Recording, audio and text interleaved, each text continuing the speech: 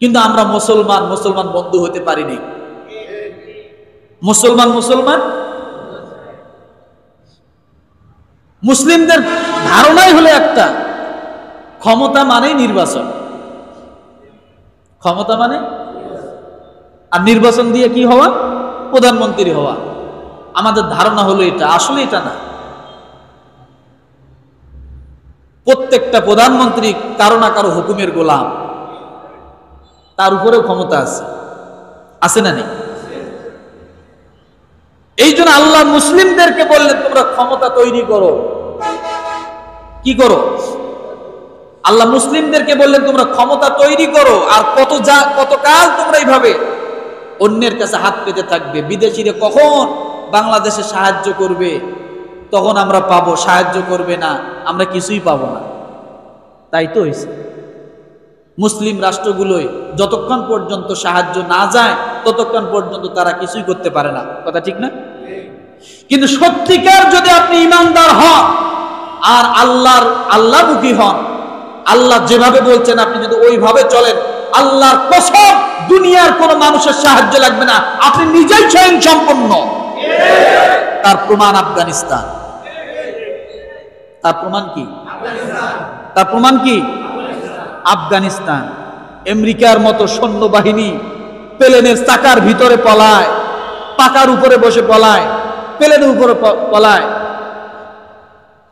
তাদেরকে আফগানিস্তানকে সাহায্য করার কেউ ছিল না। সমস্ত ন্যাটো বাহিনী তাদেরকে তার হামলা করেছিল, করে নাই? কিন্তু দুনিয়ার সব রাষ্ট্র যখন তার দিক থেকে মুখ ফিরায় নিছে, আফগানিস্তান কি বলছে? আমরা কারো পরোয়া করি না। এখন এমন পর্যায়ে এত উন্নতি লাভ করতেছে, বিশ্বের রোল মডেল হয়ে দাঁড়াচ্ছে। তার একটি কারণ, তাদের মূল মজবুত শক্তি হয়েছে আল্লাহ। কে বলে? কে বলে? আল্লাহ নিজে বলেছেন তুরহিবুনা বিহি আদুওয়াল্লাহি ওয়া আদুওয়াকুম।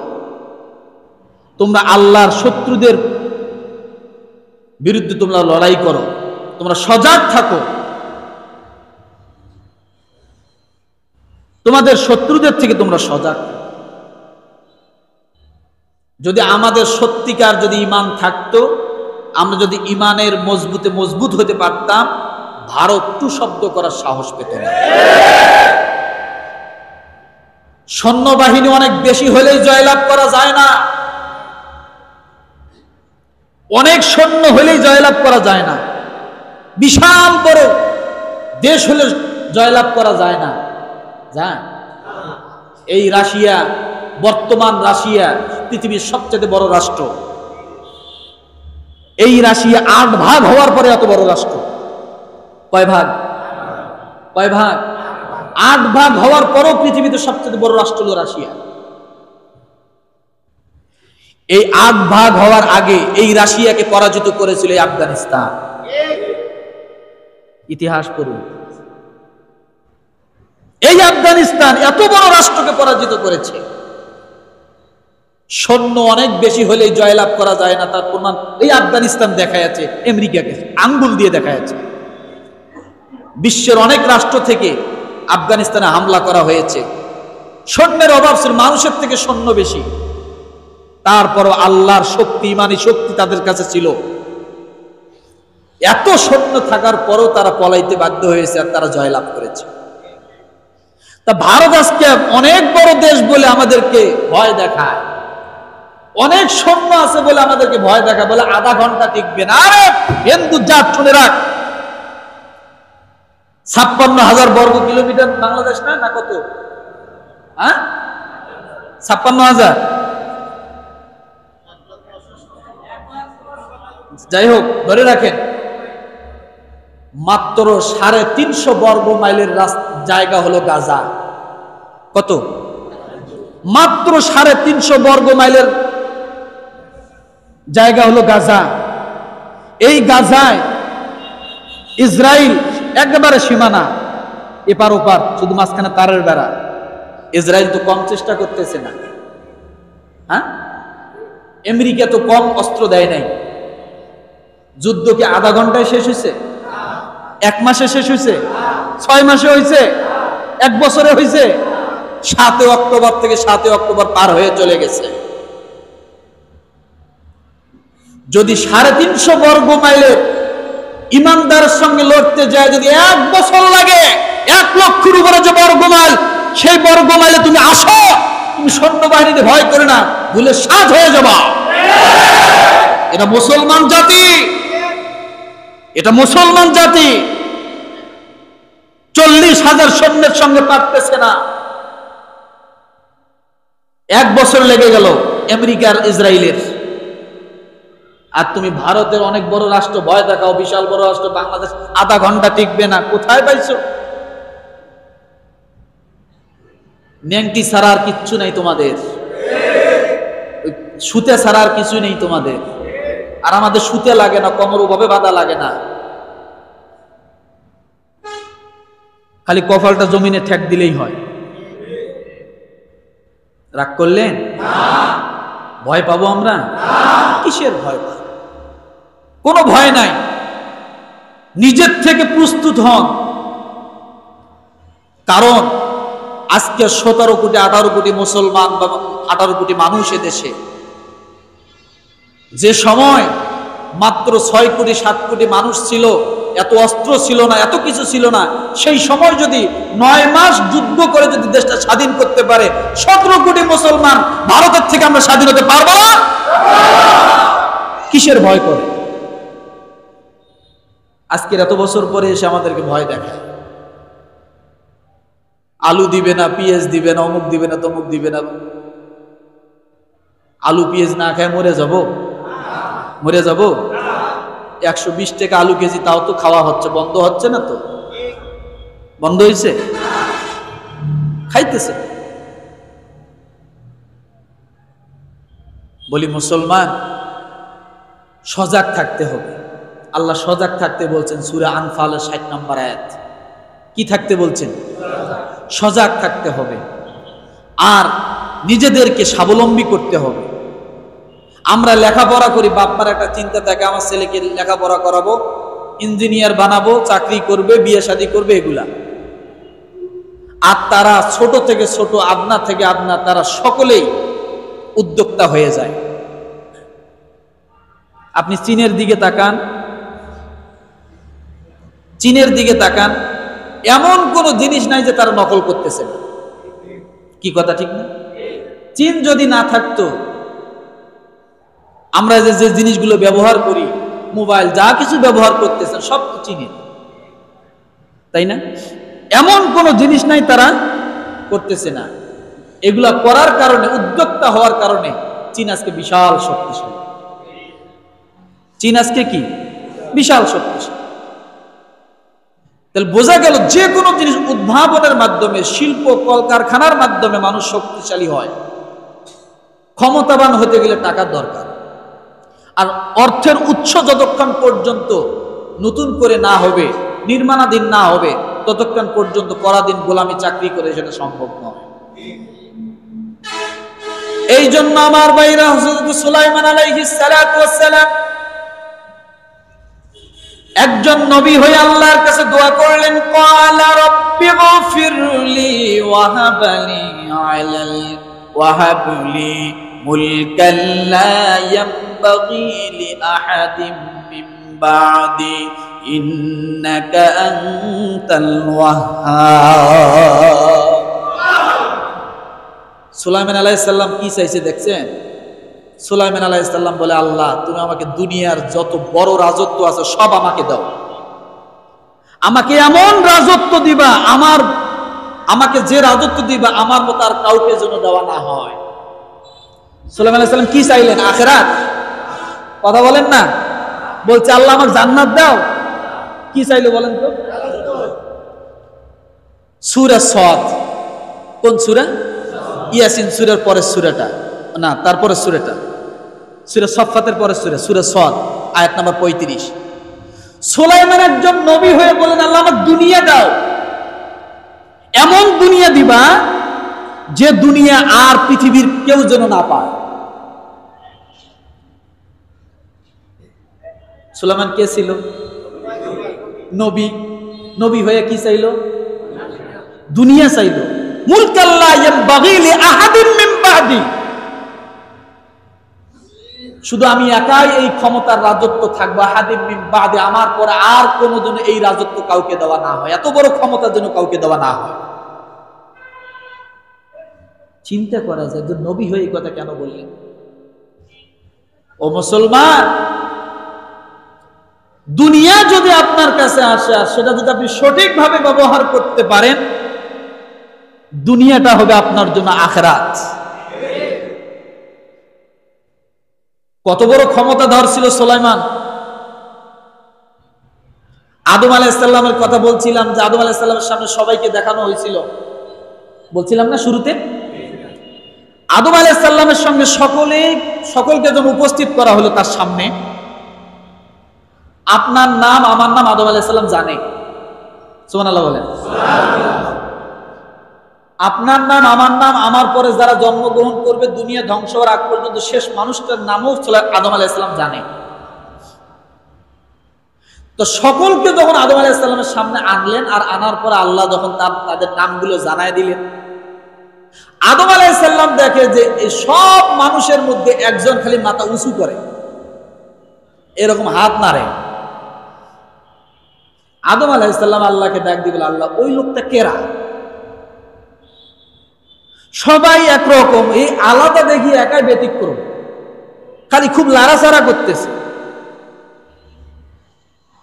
আল্লাহ তাআলা ডাক দিয়ে বলে, ওটা দাউদ। কি বললেন? আল্লাহ তাআলা ডাক দিয়ে বলে, ওটা দাউদ আলাইহিস সালাম। ওই আল্লাহ এত লাড়াচাড়া করতেছে। আল্লাহ তাআলা ডাক দিয়ে বললেন, এই দাউদকে আমি আল্লাহ এমন ক্ষমতা দান করব, তার মতো ক্ষমতা আর কারো হবে না। আর এই দাউদ এই জন্য লাড়াচাড়া করতেছে, তোমার সঙ্গে আমি আল্লাহ ওই দাউদের সঙ্গে একটা কানেকশন তৈরি করে দিয়েছি, যার কারণে সে একটু বেশি লাড়াচাড়া করতেছে, যাতে তোমার চোখে সে কি পরে তোমার সাথে একটা কানেক্ট করে দিয়েছি। বলে কি সেটা আল্লাহ? আল্লাহ বলে, আমি তোমাকে যেমন খলিফা বানাইছি, وَإِذْ قَالَ رَبُّكَ لِلْمَلَائِكَةِ إِنِّي جَاعِلٌ فِي الْأَرْضِ خَلِيفَةً, আল্লাহ বলেন, আমি ও আদম তোমাকে যেমন খলিফা বানিয়েছি পৃথিবীতে, আমি আল্লাহ তাআলা আরেকজন মানুষকে খলিফা বানাবো। সুবহানাল্লাহ বলবেন না? আরেকজন মানুষকে আমি আল্লাহ খলিফা বানাবো, তার নাম হলো দাউদ। তোমার যে কাজ থাকবে দাউদের কাজ, ইয়া দাউদ ইন্না জাআলনাকা খলিফাতান ফিল আরদ। এই খলিফা শব্দ আল্লাহ কোরআনে দুইবার ব্যবহার করেছেন। কয়বার? একবার আদম আলাইহিস সালামের ক্ষেত্রে, আর একবার দাউদ আলাইহিস সালামের ক্ষেত্রে। এজন্য আল্লাহ বললেন যে ও তোমার উত্তরসূরি, এই জন্য তোমার চোখে সে পড়ে গেছে। সেই দাউদ নবীর সন্তান হলো সুলাইমান আলাইহিস সালাম। সে কি চাইলেন? আল্লাহ আমাকে এমন রাজত্ব দাও যা এরপরে আর কারো জন্য এরকম রাজত্ব না থাকে। আল্লাহ কি বললেন?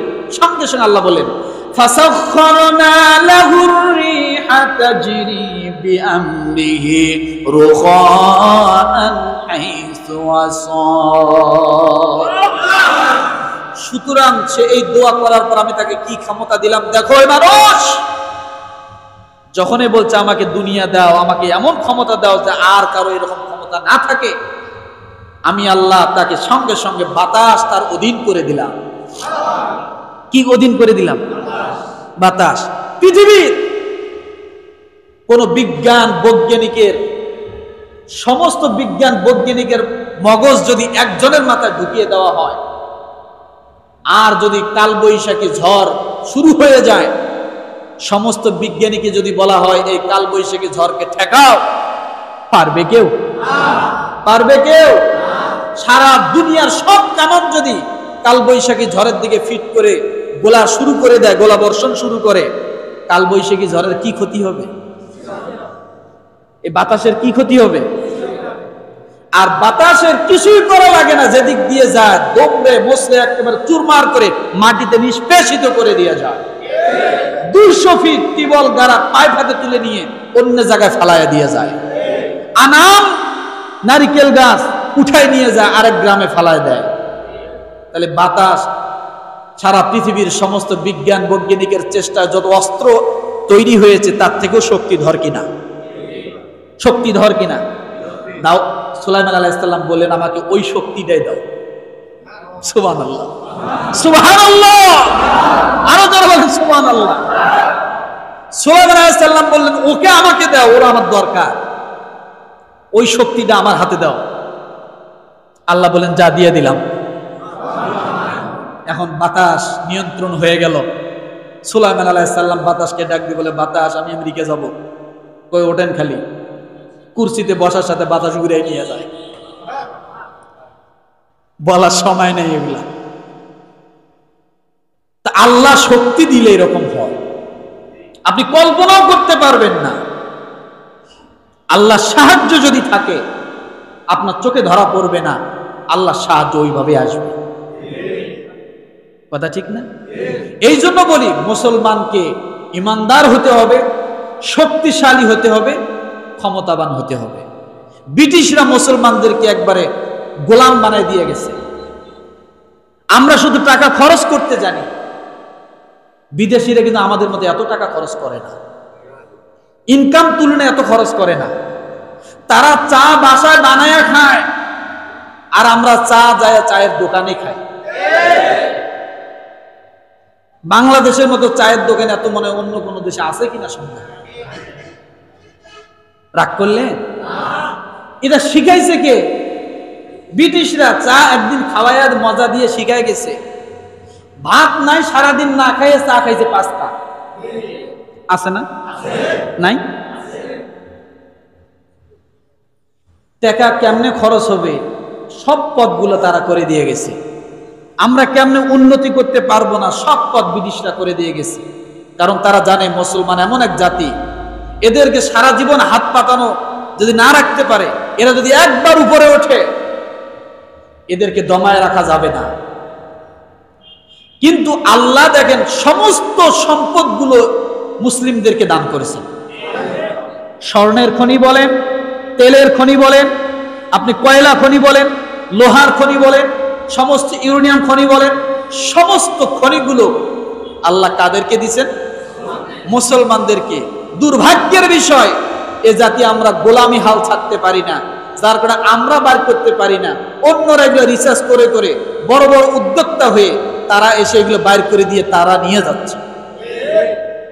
গ্যাস তারা নিয়ে যায়, স্বর্ণ তারা নিয়ে যায়, সব খনি তারা নিয়ে যাচ্ছে, আর আমরা তাদের কাছ থেকে হাত পেতে চাইয়ে নিচ্ছি। আমাদের জিনিস আমরা আবার হাত পেতে ভিক্ষে করে নেই। তার একটি কারণ, আমরা উদ্যোক্তা হতে জানি না। ওই যে একটা কথা, আমি হুজুর যদি আজকে একটা ব্যবসা করি, আপনারা মুসল্লি কি বলবেন? হুজুর দুনিয়ামুখী হয়েছে, এ হুজুরের পিছনে নামাজ হবে না। কে? এ হুজুরের পিছনে নামাজ হবে না। কে? হুজুর দোকান করে, হুজুর এমন খাই খাই হয়েছে। কত কথা কইবেন, যত রঙের কথা আছে সব এখানে আছেন। অথচ আল্লাহ নিজে বলছেন তোমরা ব্যবসা করে খাও, ব্যবসা আমি হালাল করে দিয়েছি। আর ব্যবসা মুসলমানরা করবে এটাই বাস্তব, ব্যবসা একজন ইমাম করবে এটাই বাস্তব, তার অর্থের জন্য কোনো অভাব না থাকে।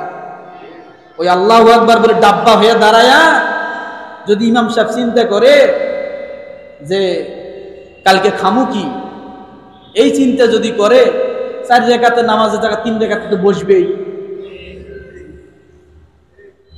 4 রাকাতের জায়গা 5 রাকাত তো পড়বেই। কথা বুঝেন নাই মনে হয়? তখন আবার যা সমালোচনা করবেন, হুজুর 5 রাকাত নামাজ পড়ে, প্রতিদিন নামাজ ভুল করে, অমুক করে। কালকে এক জায়গায় গেছে, এক ইমাম সাহেব 20 বছর চাকরি করতেছে, বেতন হলো 14,000। আমি দিছিলাম তার চাকরিটা কয় হাজার? 14,000।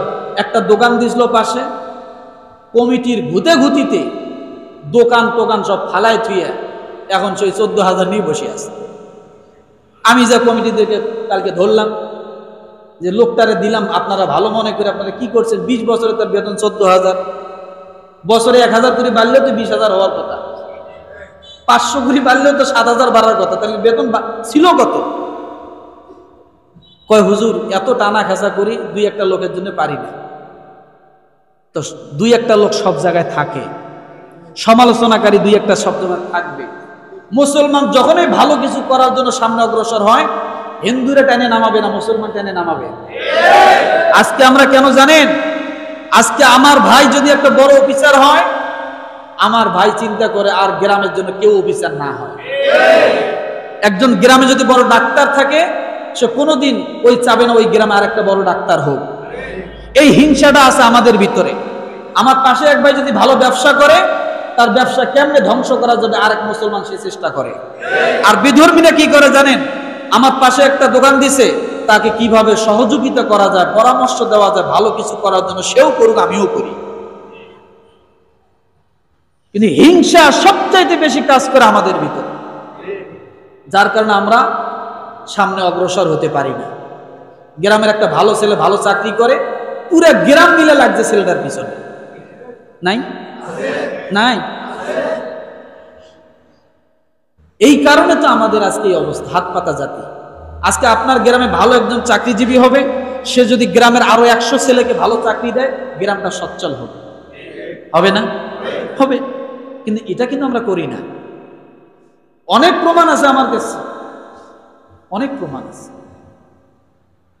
এই জন্যে আজকে আমাদের অবনতি। তা আমাদের সবচেয়ে দরকার হলো ক্ষমতা। ক্ষমতা আসবে কি দিয়ে? অর্থ দিয়ে। অর্থ আসবে কি দিয়ে? স্বাবলম্বিতা দিয়ে, মনে থাকবে। আর এটার দ্বারা কি হবে?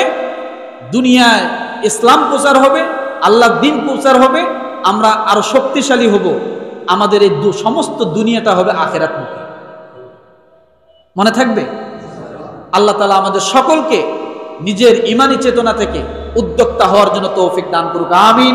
ওয়া আখিরু দাওয়ানা আনিল হামদুলিল্লাহ।